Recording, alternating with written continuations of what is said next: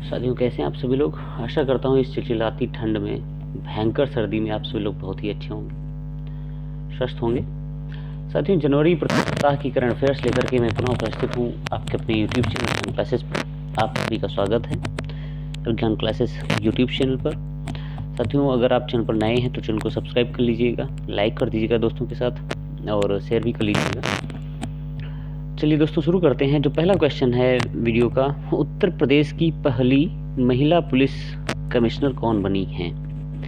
तो ये क्वेश्चन है और इसके जो एग्जाम्पल्स मतलब जो ऑप्शन आपके लिखे हुए हैं, लक्ष्मी सिंह, प्रतिभा सिंह, ज्योति सिंह, इनमें से कोई नहीं। तो आपका जो है आंसर सही है वो क्या है? लक्ष्मी सिंह। कौन है? लक्ष्मी सिंह है। ये नोएडा जिले में तैनात हैं और ये पहली महिला पुलिस कमिश्नर बनी है उत्तर प्रदेश की। उत्तर प्रदेश के बारे में आप सभी को परिचित होंगे आप सभी लोग। उत्तर प्रदेश के मुख्यमंत्री योगी आदित्यनाथ हैं और जो राज्यपाल हैं वो आनंदीबेन पटेल हैं। चलिए दोस्तों, अगला क्वेश्चन है, ब्रिटिश इंडियन आर्मी का पहला मेमोरियल कहाँ बनाया जाएगा?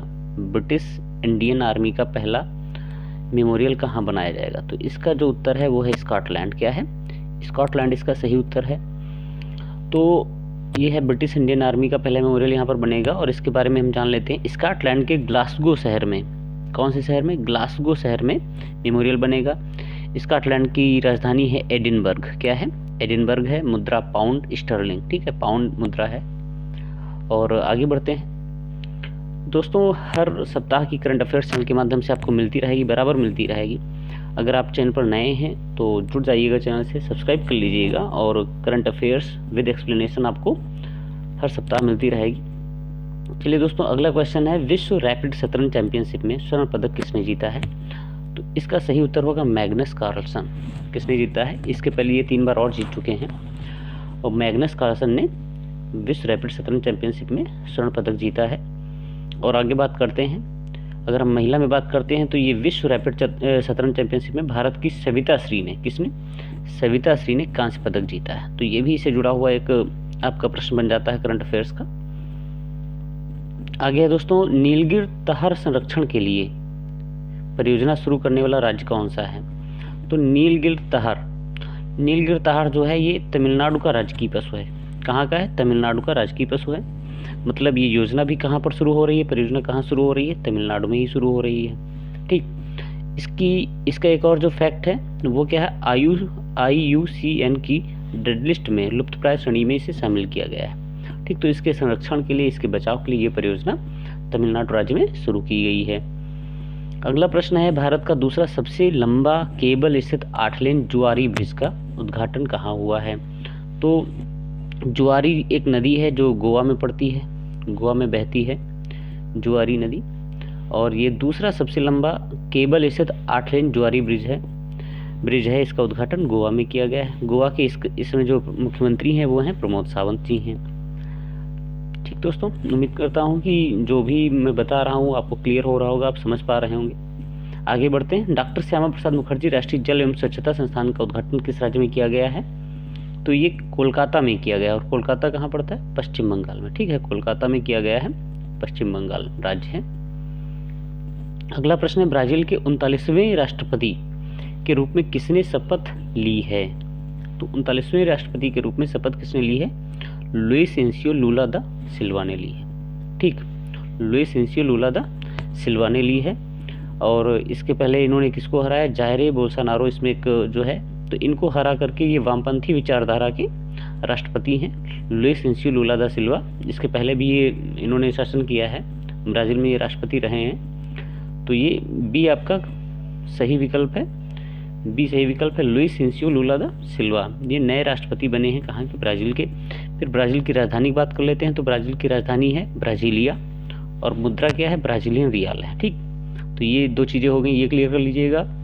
ये क्वेश्चन पूछा जा सकता है। जायरे बोल्सोनारो को ये हराकर राष्ट्रपति बने हैं ब्राज़ील के। अगला प्रश्न है, 108वीं भारतीय विज्ञान कांग्रेस का आयोजन कहाँ किया जाएगा? इसका सही उत्तर क्या है? नागपुर में किया जाएगा।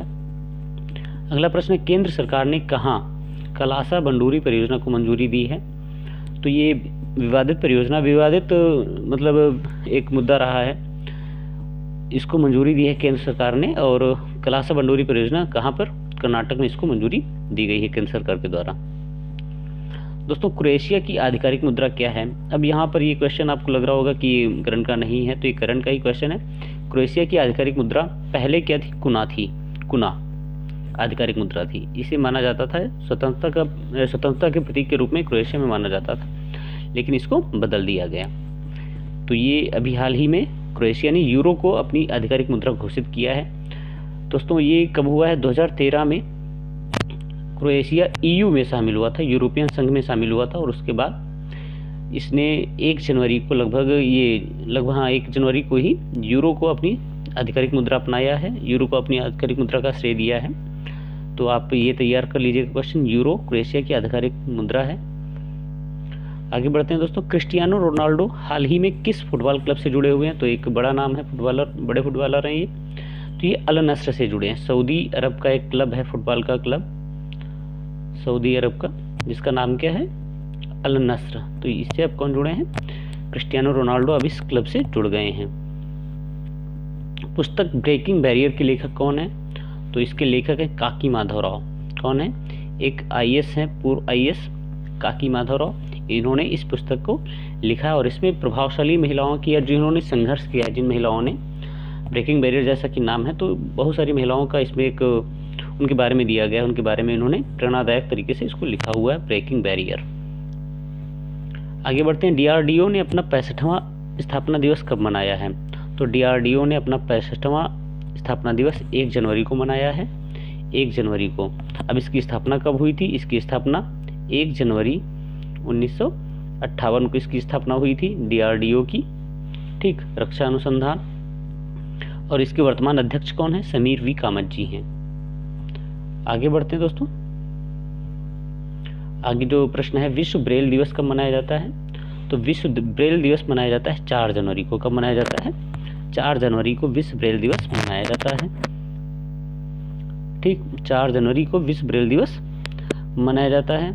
अगला जो प्रश्न है, अहमदाबाद दिल्ली संपर्क क्रांति एक्सप्रेस का नाम बदलकर क्या रखा जाएगा? तो ये बात चल रही है, अहमदाबाद दिल्ली संपर्क क्रांति एक्सप्रेस का नाम बदलकर क्या रखा जाएगा? इसका नाम बदल दिया जाएगा। इसका नाम क्या हो जाएगा? अक्षरधाम एक्सप्रेस हो जाएगा। क्या हो जाएगा? अक्षरधाम एक्सप्रेस हो जाएगा। अक्षरधाम एक बहुत ही प्रसिद्ध मंदिर है जो नई दिल्ली में है, तो उसी के नाम पर अहमदाबाद दिल्ली संपर्क क्रांति एक्सप्रेस का नाम रखा जाएगा। अगला प्रश्न है, भारत में दिसंबर में बेरोजगारी दर बढ़कर कितने प्रतिशत हो गई है? जी हाँ, बेरोजगारी की बात बराबर हो रही है। कोरोना पैंडेमिक के बाद से बेरोजगारी भारत में बढ़ती ही जा रही है, लोगों का ऐसा मानना है, और सही भी बात है। बेरोजगारी, अब आप सभी लोग और जो भी लोग संघर्ष कर रहे हैं, सब बेरोजगार बढ़ते जा रहे हैं, बेरोजगारी बढ़ती जा रही है। तो ये दिसंबर में अपनी चरम पर पहुंच गई भारत में। कितने प्रतिशत हो गई? तो ये हो गई 8.3%। कितने हो गई? 8.3% हो गई। इसके पहले ये नवंबर में कितने थी? 8% थी। कितना थी? 8% थी, लेकिन ये दिसंबर में बढ़कर के 8.3% हो गई। तो आगे बात करते हैं, सियाचिन में तैनात होने वाली पहली महिला अधिकारी का नाम क्या है? सियाचिन जो युद्ध स्थल है, और सियाचिन में तैनात होने वाली पहली महिला अधिकारी, तो एक ऐतिहासिक है अपने आप में ये घटना, और ये कौन है? शिवा चौहान बनी है। कौन बनी है? शिवा चौहान सियाचिन में तैनात होने वाली पहली महिला अधिकारी बनी है। इनको 3 माह के लिए वहाँ पर रखा, मतलब ये तैनात रहेंगी वहाँ पर। और कौन सी पोस्ट पे तैनात रहेंगी, ये भी क्वेश्चन बन सकता है। कुमार पोस्ट पर ये तैनात रहेंगी। सियाचिन में कुमार पोस्ट पर 3 माह के लिए इनकी तैनाती हुई है, शिवा चौहान जी, याद रखिएगा। अगला प्रश्न है, भारत की राष्ट्रपति ने, जो द्रौपदी मुर्मू जी हैं, उन्होंने संविधान उद्यान का उद्घाटन कहाँ किया है? तो उन्होंने जयपुर में संविधान उद्यान का उद्घाटन किया है। और जयपुर मतलब राजस्थान में पड़ता है। राजस्थान के मुख्यमंत्री कौन है? अशोक गहलोत जी। अगला प्रश्न है, मुख्यमंत्री आवासीय भू अधिकार योजना किस राज्य में शुरू की गई है? तो मुख्यमंत्री आवासीय भू अधिकार योजना मध्य प्रदेश में शुरू की गई। कहाँ शुरू की गई है? मध्य प्रदेश में शुरू की गई है, ठीक, ध्यान रखिएगा, मध्य प्रदेश। अगला प्रश्न है, हाल ही में गान नगाई उत्सव किस राज्य में मनाया गया है? हाल ही में गान नगाई उत्सव किस राज्य में मनाया गया? तो इसका सही उत्तर है मणिपुर। क्या है?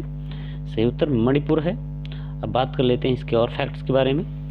मणिपुर में एक समुदाय है, जेलियांगरोंग समुदाय है, इसके द्वारा ये उत्सव मनाया जाता है। इसके अलावा इसके अलावा लाई हरोबा, पुंग, चोलोंग नृत्य, खम्बा थाबी यहाँ के लोकप्रिय उत्सव हैं, कहाँ के, मणिपुर के। ठीक है, और ये जो आपका क्वेश्चन है गान नगई उत्सव भी यहाँ पर हाल ही में मनाया गया है, मणिपुर में मनाया गया है। किस समुदाय के द्वारा मनाया गया है, ये भी फैक्ट बनता है, जेलियांगरोंग समुदाय के द्वारा मनाया गया है ये, तो ध्यान रखिए इस बात को। फिर अगला प्रश्न है, अम्बेडकर और लाइफ किसके द्वारा लिखी गई पुस्तक है, जिसका विमोचन हाल ही में हुआ है। तो अम्बेडकर और लाइफ शशि थरूर ने लिखी है। किसने लिखी है, शशि थरूर ने लिखी है। ये जीवनी है, जीवनी किसकी है, अम्बेडकर, बाबा साहब भीमराव अम्बेडकर की ये जीवनी है। किसके द्वारा लिखी गई है, शशि थरूर के द्वारा लिखी गई। टाइटल क्या है, अम्बेडकर और लाइफ। अगला प्रश्न है, इसरो ने स्पेसटेक स्टार्टअप को बढ़ावा देने के लिए किसके साथ समझौता किया है, कौन सी कंपनी के साथ समझौता किया है। तो इसका सही उत्तर है माइक्रोसॉफ्ट। क्या सही उत्तर है, माइक्रोसॉफ्ट सही उत्तर है। और इसरो का गठन कब हुआ, 15 अगस्त, ये क्वेश्चन बहुत पूछा गया है। 15 अगस्त 1969 को इसरो का गठन हुआ था। और इसके जो वर्तमान अध्यक्ष हैं वो हैं एस सोमनाथ हैं। कौन है, एस सोमनाथ इसके वर्तमान अध्यक्ष हैं, श्रीधर सोमनाथ। आगे बढ़ते हैं। आगे जो प्रश्न है, ह्यूमन एनाटॉमी पुस्तक किसके द्वारा लिखी गई है। तो ये लिखी गई है एक द्विवेदी के द्वारा, एक डॉक्टर हैं एक प्रसिद्ध संस्थान के, इनके द्वारा ये पुस्तक लिखी गई, ह्यूमन एनाटॉमी। अगला प्रश्न है, वैश्विक स्तर पर भारत तीसरा सबसे बड़ा ऑटो बाजार बना है। भारत ने किस देश को पीछे छोड़ा है। तो भारत जापान को छोड़ करके तीसरा सबसे बड़ा ऑटो बाजार दुनिया में बना है, जापान को इसने पीछे छोड़ा है। अगला प्रश्न है और लास्ट प्रश्न है इस सीरीज का, आज की इस करंट अफेयर वीडियो का, कि दिसंबर के महीने में सबसे ज़्यादा बेरोजगारी दर किस राज्य में रही। देखिए इसके पहले भी आपने क्वेश्चन देखा, भारत में क्या दर रही थी, उसमें रेट बता रहा था, तो रेट क्या था, एक बार फिर से उसको आप रिमाइंड कर लीजिएगा, 8.3% थी। ठीक है, भारत की। अब पूछा जा रहा कि किस राज्य में सबसे ज़्यादा बेरोजगारी दर रही है, तो हरियाणा में रही। सबसे ज़्यादा बेरोजगारी दर रही है हरियाणा में।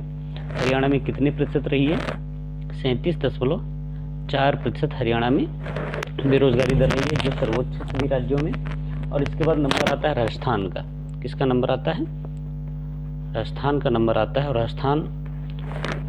राजस्थान इसके बाद है दूसरे नंबर पर है। ठीक है, 28.5 पे है, शायद 28.5%। ठीक, तो ये बेरोजगारी की दर राजस्थान की है। तो पहले नंबर पर हरियाणा है, उसके बाद है राजस्थान। तो आप समझ सकते हैं बेरोजगारी का अंदाज़ा। तो आप पढ़ते रहिएगा और उम्मीद करता हूँ जिस भी आप प्रतियोगी परीक्षा की तैयारी कर रहे हैं तो आप अपने सपनों को पूरा कर सकें। ठीक है दोस्तों, अब बात कर लेते हैं चैनल की। तो हम बात करते हैं कि अगर आपको ये वीडियो पसंद आया हो तो अभी आप लाइक कर लीजिएगा, सब्सक्राइब कर लीजिएगा। ऐसी अपडेट्स आपको बराबर मिलती रहेंगी। करंट अफेयर्स आपको हर संडे आपको मिलता रहेगा, हफ्ता का, पूरे सप्ताह का करंट अफेयर आपको मिलता रहेगा। वीडियो को अंत तक देखने के लिए शुक्रिया। नमस्कार, जय हिंद।